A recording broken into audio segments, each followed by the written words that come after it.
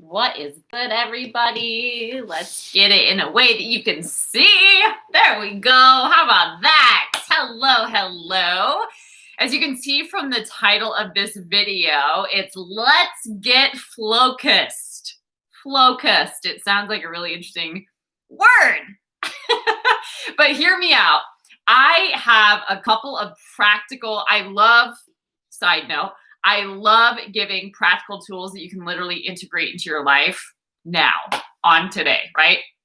That can simplify your life, that can bring added value to your life, that can radically shift your experience of life for the better. So I love doing that, and I love receiving new tools as well, just to really embrace the fullness of life that you're given, right? So at any rate, Let's Get Flow-cused is a combination of two words, flow and focus, right? So when you think about those two words, when you are in a state of flow, I think of times when I was a gymnast and I would just get into these states of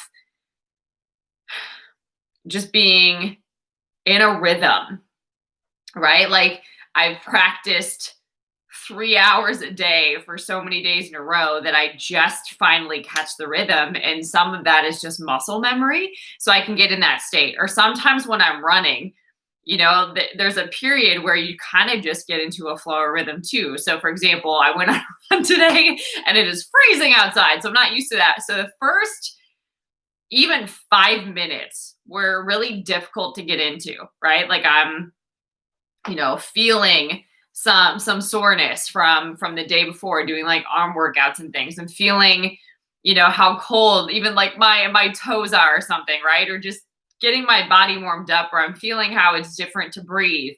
And then about after, 5 minutes, about 6 or 7 minutes in, I'm starting to shift into a different gear, into a different rhythm. And it's easier in a sense. Like those first 5 minutes, once I got through that, I broke into something different. I broke away from that into something different where I caught a new rhythm.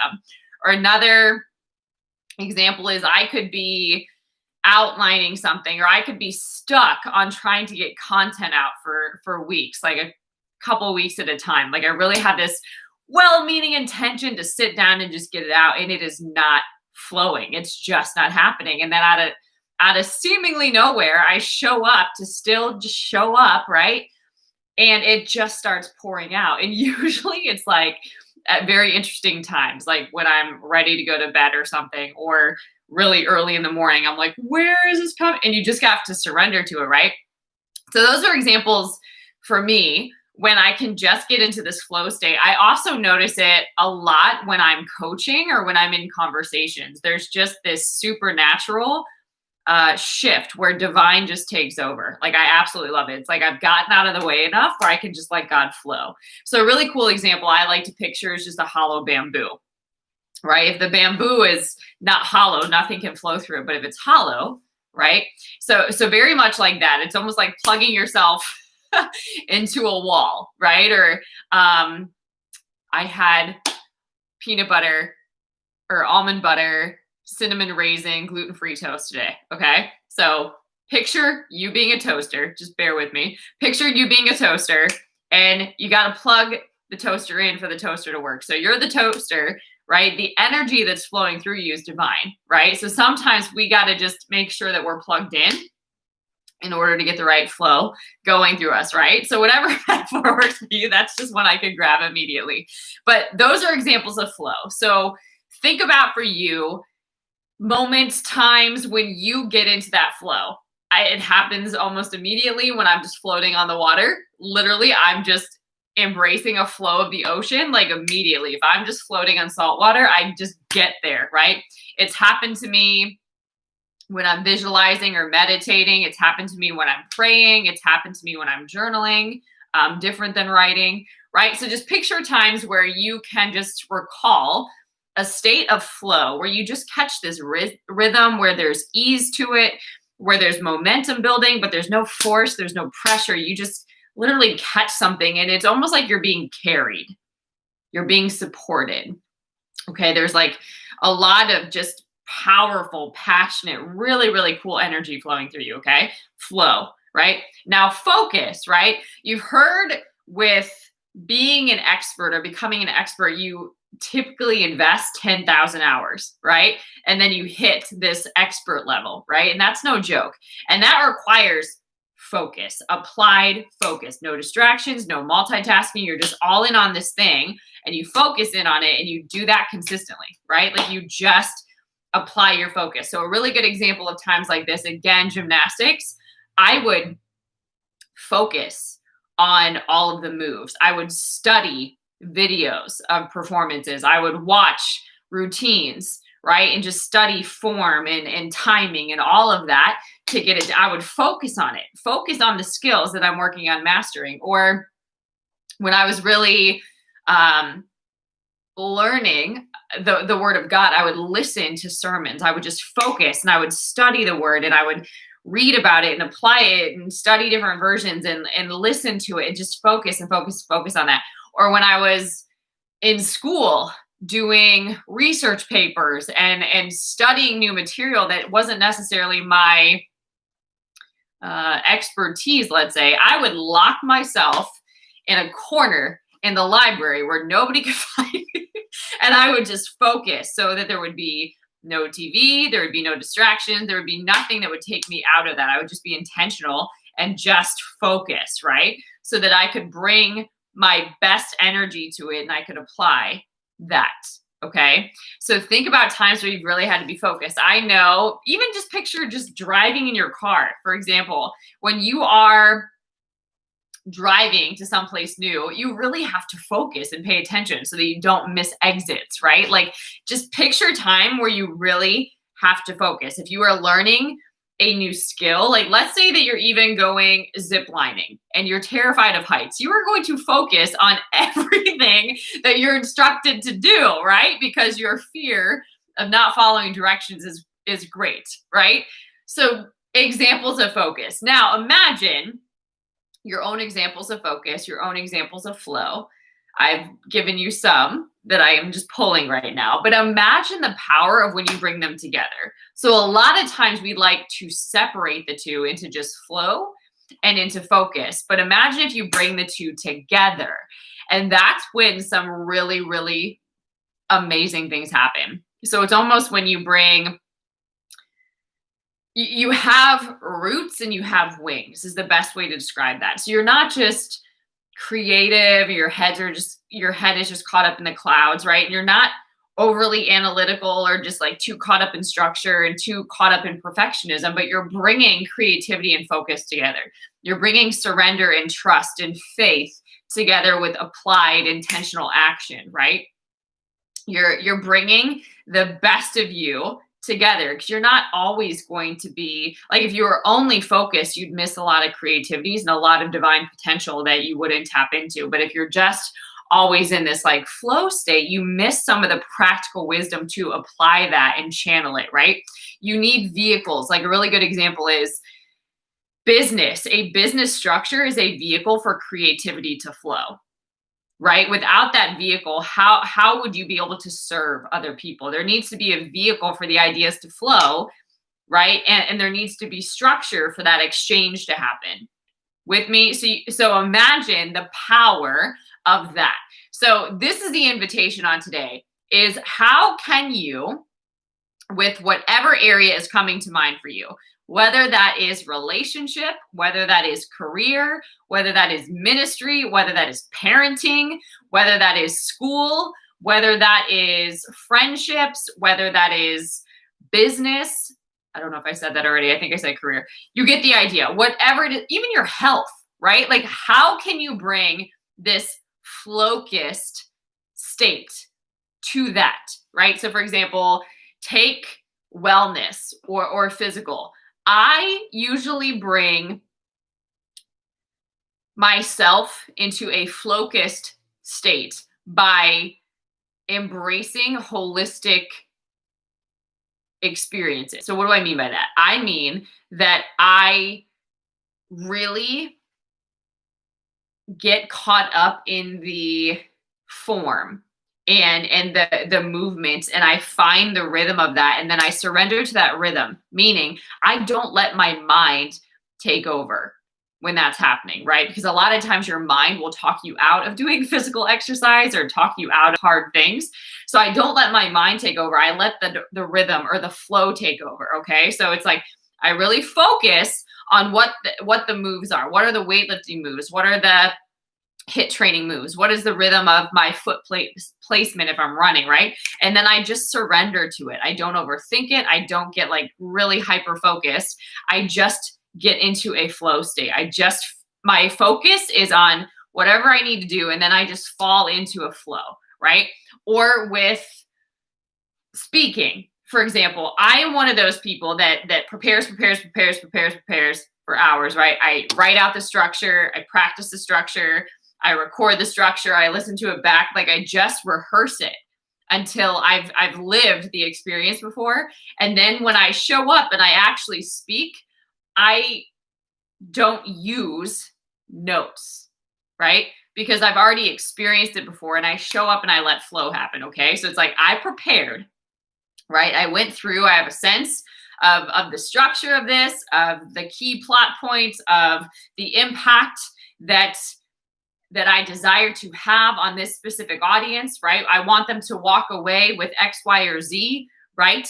And then when I actually show up to speak, I just get out of the way and trust that the right things are going to flow. And sometimes like divine takes over and new insights come. And sometimes it looks nothing like what I prepared, but it's exactly what is needed in that moment for that audience. And I'm not naive enough to believe that I've got that. I just trust that I'm going to get out of the way, and it's not about me. It's whatever God wants to give to that specific audience with me. So those are examples of how I bring flow-cused state to different areas of my life. In relationship, a lot of times I do this with prayer. So if I know that I am meeting with somebody, I'll pray about that before meeting with them. God, I know that I'm meeting with so-and-so on today. Thank you for this divine encounter. Like I'm already setting it up, like God is orchestrating it, right? Just give me wisdom to really operate and relate with this person according to your plan, not my will, but your will be done. Holy Spirit, give me the words to encourage this person. Let me be available to actively listen to what you would have me pick up, right? Let this encounter be a blessing and let us both leave refreshed. I might do that while I'm driving, right? So just examples of how that's not something where I go into this having an agenda or just trying to like, make it about me in some kind of way, or not being fully present with that person. Like I bring flow into it because prayer is very fluid, right? And so when I allow or invite God into a situation, I'm getting out of the way and I'm focusing on something very different. And I usually get really, really cool outcomes. So cool. So just some examples, but how would your life experiences be different, or how would these areas of focus that you have be different if you practice this? So really what starts to happen is you are more intentional about things. So for example, if you know that you're going to have a business meeting, rather than just showing up to the meeting and just seeing how it goes, right? Like, what if you prayed about it beforehand? What if you just visualized it going really well, right? Like if this were to be like a wildly successful meeting, what would that look like, right? If you were to bring some value or really contribute in a unexpected, like a positive yet unexpected way, what would that look like, right? Like often we don't go in like that, but imagine if you took some time, and it doesn't take much, you can sit for 5 minutes in your car and do that, right? Imagine how things would be different if you brought that versus like, oh man, I have this meeting today and I'm going to be late. And see what I'm saying? So how can you bring this flow-cused state into these different key areas of your life, and how would your life be different if you did that?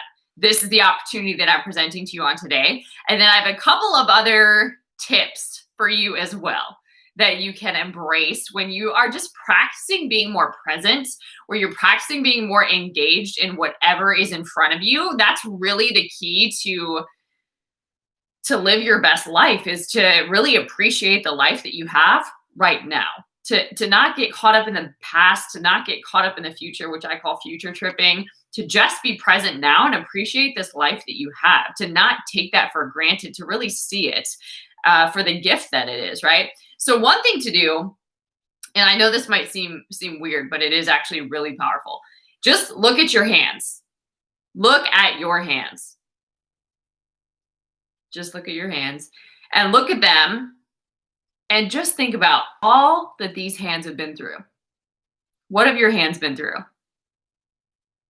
I'm even thinking I broke 2 wrists at once. So I'm even thinking like, wow, like it doesn't even look like I did that. Like that's wild. Talk about like God redeeming time, restoring the years, right? Like I broke 2 wrists. Like they weren't supposed to be functional. That is wild to me. So just think about everything these hands have been through. Your hands. Take a look at your hands and think about everything they've been through and tell them before you go anywhere, before you start your day, just tell them to serve.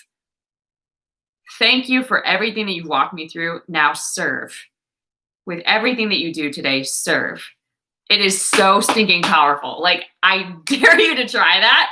That is a very practical and very sensory way to trigger yourself to focus on what you do have control over. You do have control over how you show up. You do have control over what you focus on, and you do have control over what you do and how you impact everyone around you. So do that. One tip. Second tip, when you are feeling maybe overwhelmed or discouraged or tired or exhausted in some kind of way, just not maybe the high vibe that you might normally be, or you're just not feeling it, we like to say. When you're in a state like that, think about who you're doing it for. Who are you doing it for? Whatever it is that you are focusing on, right? Whatever that thing is, whether it's work, whether it's family, whatever it is for you, think about who are you doing it for, okay? Because if you are only focused on yourself, that's usually where we get in trouble, strangely enough. So if you are a business owner and you're only focused on yourself, you're missing it. You're missing it because a lot of times we get into a business to serve. But if you're only focused on yourself, you can't genuinely serve people, and something's off there. And that's why you can feel stuck. So when you're feeling stuck, think about who are you doing it for, right? There's a scripture about do everything as unto the Lord. So for example, when I was in a really difficult season with a boss that I had, I couldn't make that about me. That was a trap every time. And I couldn't even make it about my boss, because if I did, then I would just allow my boss to take my power away, or to take my mental clarity and just my mental space away, or take my emotions and my emotional control away, or take away my peace and my joy and my presence and everything good about me, right? Just by focusing on the negativity or the dysfunction or the crazy stuff that was happening and making it about me, it would be a setup and a trap, and I would not pass the test, or I would not see the opportunities that God had before me. So I really had to learn to become unoffendable, to not make it about me, right? Like instead of being easily offended, instead of taking things personally, instead of getting it out of context, instead of making it about me and playing a victim, or instead of making it about that person and being like, right? Like, and just hyper focusing on what's happening, pull back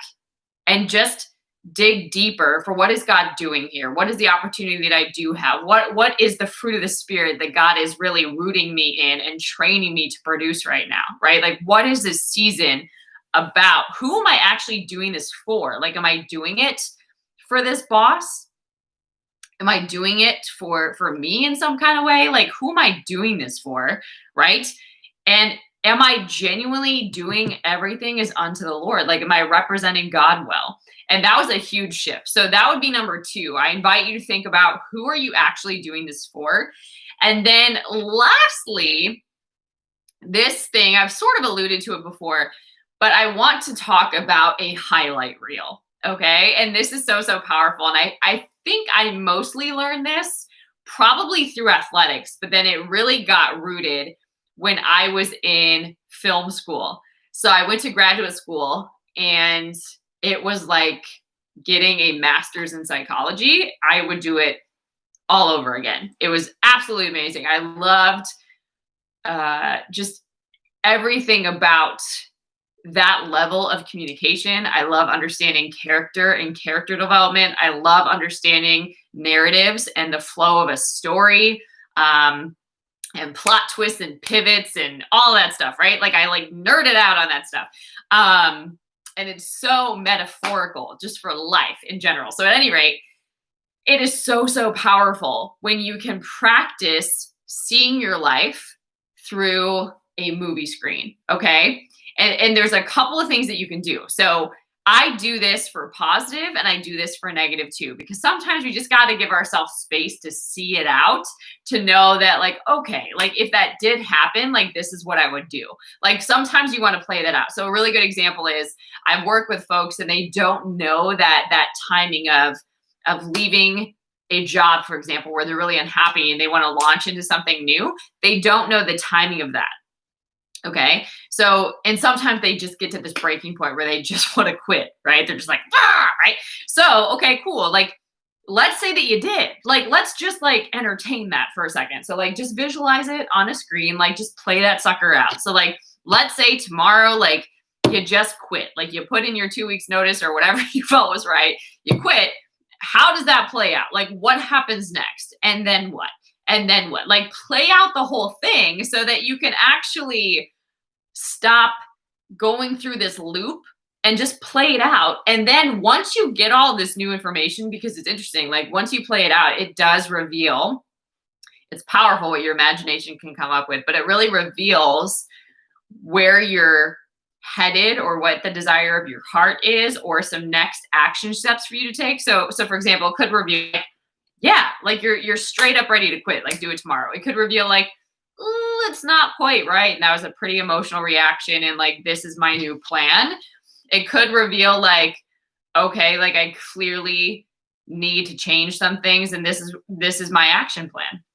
Okay, these are my next steps. Or like, oh, it's like really teaching me this, but I also need to level up so that by this time I can X, Y, or Z. So it really helps you be informed versus just staying in that like space, right? So that would be an example of how you can take something negative and shift it to a positive and make it very actionable, okay?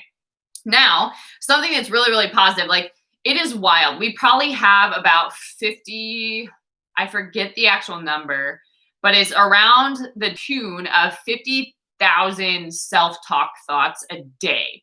And about 40,000 of those are negative. Can you imagine that? Like all these thoughts that are going on our head, a lot of times we're talking to ourselves, and throughout your entire day, about 40,000 of those thoughts, majority, about 80% of those thoughts are negative. So unless you are doing something to flip the script in your head, quite literally, unless you are really focusing on highlight reels, then a majority of your focus is going to be negative, and that's what you're going to be reinforcing, and that's what you're going to keep experiencing more of in your life. So all of this talk about not slowing down or why meditation is X, Y, or Z, or you don't have time for visuals, whatever. Okay. But like, unless you want more of what you keep having, it ain't going to change. Okay. So highlight reel. Highlight reel is a couple of things. One, you can do it two different ways. One is just visualizing all of the different times that you did this particular thing, whatever the thing is that you're freaking out about or that you have tomorrow. So maybe it's a presentation, maybe it is having a tough conversation with somebody, maybe it is seeing somebody that you haven't seen in years, maybe it is, what did I say, doing a presentation, having a confrontation. You get the idea, right? So give yourself or take yourself, similar, see a movie screen, take yourself through a highlight reel of all of the times where you've done that before and were successful. How many times did you have presentations and how did they go? What did that feel like? How did you prepare? What was the outcome? Just like play it out. Or anytime you had tough conversations, what was the benefit? How did it turn out? Like, because that just amps you up. It just puts you in the state of like, okay, I've done it before, I can do it again. Like, yes, this is what it felt like. Okay, I can do this, I can do this. So it gets you into a state of like, okay, cool.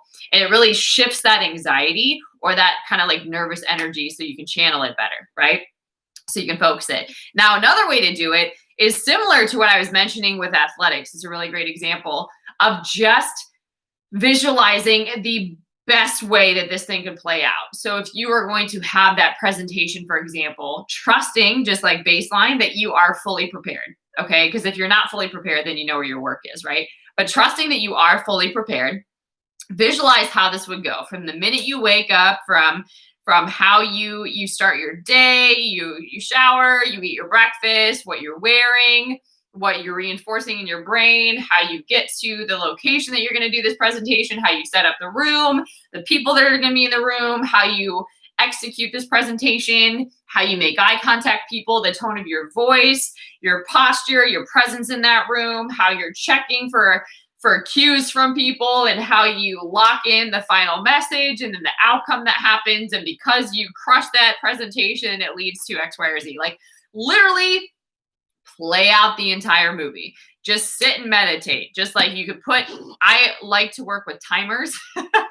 So, because sometimes you can get lost in that kind of stuff. Or it just helps your mind relax into that moment when you know that the timing is under control. So you can either have some like subtle music going on in the background, usually without like crazy beats or lyrics and all that kind of stuff, just something a little subtle. You can have that going on. You can have your eyes closed. You can journal it out if you visualize as you write.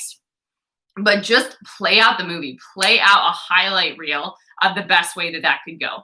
So this is really, really important to actually train yourself to start looking for good, to start having expectations of good, to start expecting the best out of yourself, and just encouraging yourself to step into your potential, not how you're going to limit your potential, not how you're going to fail, not how you're going to miss the mark, but just channel how you're going to hit. You're going to hit every point. You're going to nail it. It's going to have this impact, right? And it's going to feel amazing, right? Because you're doing what you prepared to do, right? And you're doing it with excellence, right? So just giving yourself the gift of just expressing the fullness of your potential and showing up to that moment and meeting it with the best of who you are and just leaving it all on the table, right?